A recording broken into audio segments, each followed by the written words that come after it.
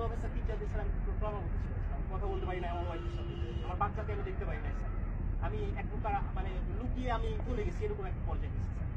আমাদের এই যে অধঃপতন স্যার, বাহিনী হিসেবে যে পরিচয় দিব আমি পুলিশ, এই পরিচয় দিতে স্যার ভয় লাগে, লজ্জা লাগে স্যার। একটা বাহিনীর ফোর্স হয়ে যে আমি নিজে পরিচয় দিব, আমার নিজের লজ্জা লাগে।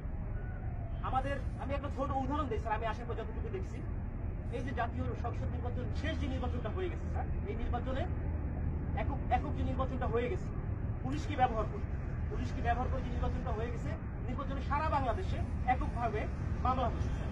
কিছু মামলা গায়েবী মামলা, যে মামলা কোনো ভিত্তি নাই, এই মামলাগুলো আমাদের দিতে করাইছে স্যার। সাধারণ জনগণ যারা আছে, বিএনপি যারা আছে, জামাত, যে কিছু জানেই না, তাদেরকে আমাদের গ্রেফতার করা লাগছে স্যার। জনগণের মধ্যে আমাদের যে শত্রুতা দৌরাত্ম সৃষ্টি হয়েছে স্যার, এই সাম্প্রতিক সময়ে একটা বিষয় থেকে আমাদেরকে নির্দেশনা দিচ্ছে যে এলাকায় কোনো বিএনপি জামাত থাকতে পারবে না, এলাকায় কোনো অন্য ভিন্ন ধর্মাবলম্বী কোনো কিছু থাকতে পারবে না। আমার এসপি স্যারকে তো আর মানুষ জানে না যে এটা আমার এসপি স্যারের কমান্ড ছিল, আমার ডিএজি স্যারের কমান্ড ছিল, এটা তো মানুষ জানে না। মানুষ জানে যে এটা আমি একজন সাব ইন্সপেক্টর, আমি এটা করছি। সন্তোষ নামে একজন সাব ইন্সপেক্টরকে মেরে ঝুলাই দিচ্ছে। রাখছিল কি, সাম্প্রতিক সময় যখন প্রথম আন্দোলন শুরু হলো স্যার, সেই আন্দোলনে একটা গাড়ি ভাঙচুর হয়, সেটা সরকারবাদী একটা মামলা হয়, সেই মামলার আয়ু ছিল হচ্ছে সন্তোষ, যাকে স্যার এটা জানেন উপরে অনেক প্যাথেটিক একটা ঘটনা স্যার, আপনারা যে দেখছেন হয়তো স্যার, এখানে আপনাদের বিষয়টাও স্যার এখানে আসছে, আমরা সবাই এটা জানছি। তো এইরকম স্যার অনেক বিষয় আছে স্যার, আমরা কথা বলার কোনো সুযোগ থাকে না। আমরা চাই স্যার এই বাহিনীটাকে স্যার, এই যে রাজনীতিকরণ, এই রাজনীতিকরণ থেকে আমাদের দাবি দেওয়ার প্রধান যে বিষয়টা, সেটা হচ্ছে আমরা এই রাজনীতিকরণের মধ্যে স্যার থাকতে চাই না। আমাদের স্যার এখানে কর্মবিরতি চলমান আছে স্যার, আমরা কর্মবিরতি নিয়েছি, সারা বাংলাদেশে একই অবস্থা স্যার।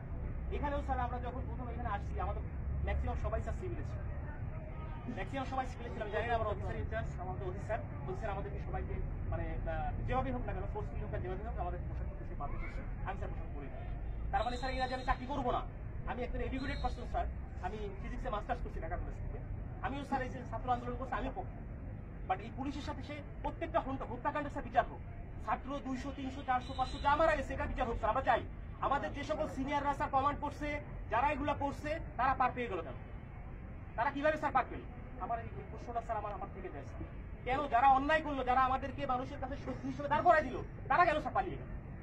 তাদেরকে কেন কেউ আটকালো না স্যার? আমরা যারা এই ফিল্ড পর্যায়ে থেকে গেছি, প্রত্যেকটা মানুষের সাথে মিশে গেছি, আমরাই স্যার বিপদগ্রস্ত, আমরা বিপদগ্রস্ত। কিন্তু স্যার দেখেন বাংলাদেশে এখন পর্যন্ত কতজন পুলিশ মারা গেছে, এই মারার সংখ্যাটা কতজন মারা গেছে, এই সংখ্যাটা আমরা এক্স্যাক্টলি জানি না স্যার। একটা বাহিনী হিসেবে আমরা পরিচয় দিচ্ছি, বাট আমি জানি না যে আমার ফোর্স, আমার অফিসার রাস্তায় পড়ে আছে, কুকুরে লাশ খাচ্ছে স্যার। এই কথা দেখার মতো, বলার মতো কেউ নাই। আমরা আসছি স্যার যে আমরা একটা কার্যক্রম শুরু করবো, আপনারা এটা করেন ওইটা করেন, এটা না স্যার। আগে বুঝতে হবে স্যার আমাদের জায়গাটা কোন জায়গায় স্যার, আমাদের চাহিদাটা কোন জায়গায় স্যার, এটা উপলব্ধি করতে হবে স্যার। আপনারা আসছেন স্যার, আপনারা এই ক্লান্তি লগ্নে স্যার বাংলাদেশ সেনাবাহিনী সবসময় আপনারা বাংলাদেশের সাথে ছিলেন, ওতপ্রোতভাবে জড়িয়ে আছেন স্যার। আমরা চেষ্টা করি স্যার। এখন আমার বন্ধু বান্ধব অনেকে আছে যারা আমাকে নিয়ে ঘৃণা করতো, আমাকে খোঁচা মারতো, পোক করতো, তারাই বলতেছে যে না দোষ, চলে কাজ কর, শুরু কর, উপলব্ধি করতেছে স্যার। বাংলাদেশে সর্বপ্রথম স্বাধীনতার যুদ্ধে বাংলাদেশ পুলিশ রাজারবাগে যে প্রতিরোধ গড়ে তুলেছিল, এটা তো অস্বীকার করার স্যার কিছু নাই। সারা বাংলাদেশে পুলিশের অবদান স্যার, অনস্বীকার্য অবদান, এটা অস্বীকার করার কোনো সুযোগ নাই। কিন্তু এই যে দলীয়করণ, এই দলীয়করণটা স্যার আমরা চাই। আমরা দলীয় কোনো করণের মধ্যে আমরা থাকতেই চাই না স্যার। আমাদের প্রধান পয়েন্ট হচ্ছে এটা, আমরা চাই পুলিশ একটা নিরপেক্ষ স্বচ্ছ বাহিনী হোক। আমরা স্যার মানে আমরা যে এই যে ইউনিফর্মটা পরে রাস্তায় বের হবো, আমাকে অমুক দলের লোক তমুক দলের লোক আমাকে ব্যবহার করবে, আমরা এটা চাই না স্যার। আমরা এখান থেকে বের হয়ে আসতে চাই স্যার। এবং ছাত্র জনতা যারা মারা গেছেন, আমরা বলতেছি যে ঠিক আছে, স্বাধীন হয়েছে দেশ, আমরাও একত্রতা প্রকাশ করি। আমরা কিন্তু পুলিশ কর্মবিরতি দিচ্ছি কেন? যে আমাদের পুলিশ মারা গেছে এটা না, আমরা চাচ্ছি যে সারা বাংলাদেশ যেভাবে সংস্কার হচ্ছে, আমাদের বাংলাদেশ পুলিশও ঠিক একই রকম ভাবে সংস্কৃত হয়ে একটা জনগণের পুলিশ হিসেবে আমরা প্রকৃত কাজ করতে হবে স্যার। এরকম ব্যবস্থা যদি হয়, আমরা স্যার রাস্তায় নামবো, আমরা মানুষের জন্য স্যার শপথ গ্রহণ করছি স্যার। অনেক চাকরি ছিল স্যার, করতে পারতাম স্যার, প্রাইমারি স্কুলে চাকরি করতে পারতাম, অন্য জায়গায় চাকরি করতে পারতাম, ব্যাংকে চাকরি করতে পারতাম। প্যাশনের কারণে স্যার এখানে আসছি স্যার।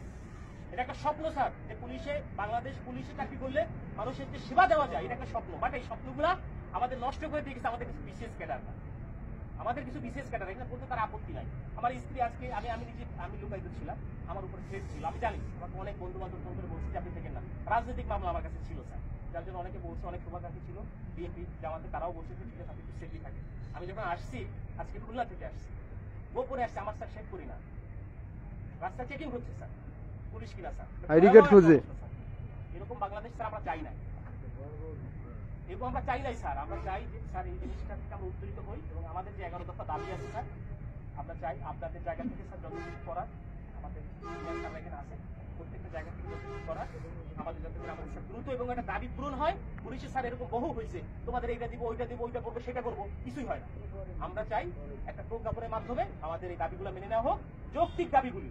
যদি মনে হয় যারা এখন বর্তমানে উপদেষ্টা পর্যায়ে আছে, অত্যন্ত বিচক্ষণ মানুষ, যদি মনে হয় যারা পুলিশের এই দাবির মধ্যে কোনো জায়গায় ব্যত্যয় আছে, সেটা সংস্কার করে যেটা মনে হয় যেখানে সংস্কার প্রয়োজন, সংস্কার করে যতটুকু এটা মডিফাই করা যায় করে আমরা চাই একটা প্রজ্ঞাপন দিলে আমরা মেনে নিব যে হ্যাঁ আমাদের দাবিগুলো পূরণ হচ্ছে। কারণ আমরা দেখছি স্যার আমাদের টিএ বিল স্যার পাই না, আমরা বলবো কাকে এগুলা, আমরা বলবো কাকে আমরা স্যার টিএ বিল পাই না। আমার কাজ করতে আমার পকেটে টাকা দিয়ে আমার বিগ পুলিশিং মিটিং করতে হয়, আবার ব্যানার করতে হয় আমার নিজের টাকা থেকে, আমার ব্যানার করতে হবে আমার নিজের টাকা থেকে, আমার এই করতে হবে সেই করতে হবে, উঠান বৈঠক করতে হবে, সব আমার নিজের টাকা করতে হবে। কেন? আমার বেতনের টাকা স্যার আমি কোনো জায়গায় খরচ করতে পারবো না, এক কথায় শেষ। সরকারের প্রতি কাজ করতেছি, সরকার আমার বেতন দিবে, আমি আমার পরিবারের পিছনে ব্যয় করবো। আমি কেন আমার নিজের টাকা দিয়ে আমি ব্যানার কেন কেন করতে যাবো? এটার জন্য আমার বাজেট থাকবে না? অবশ্যই বাজেট থাকতে হবে। আমার মাসে প্রথম 10 তারিখের মধ্যে আমার টিএ বিল দিতে হবে। আপনাদের বাহিনী স্যার দেয় কিনা আমি জানি না স্যার, এই সুবিধাগুলো কি আপনাদেরও কি এরকম শুধু কমিটমেন্ট করে কি স্যার আপনাদের কি রেখে দেয় কিনা আমার জানা নাই স্যার। আমি যথেষ্ট মানে অনারের সাথে বললাম স্যার, কিছু মনে করা যাবে না, অনেক কষ্ট স্যার আমাদের মনে, অনেক বড় কষ্ট স্যার। এখানে যারা আছে সবাই বলছে কথা বলতে হবে। জি স্যার, জি স্যার।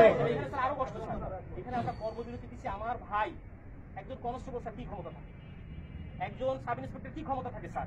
আমি তো স্যার মানে বোকার স্বর্গে বোকার মতো করে স্যার আমাকে নাঙ্গল আমার ঘাড়ে চালা দিয়ে যেভাবে স্যার দিবে আমি সেভাবে চুষে আনি।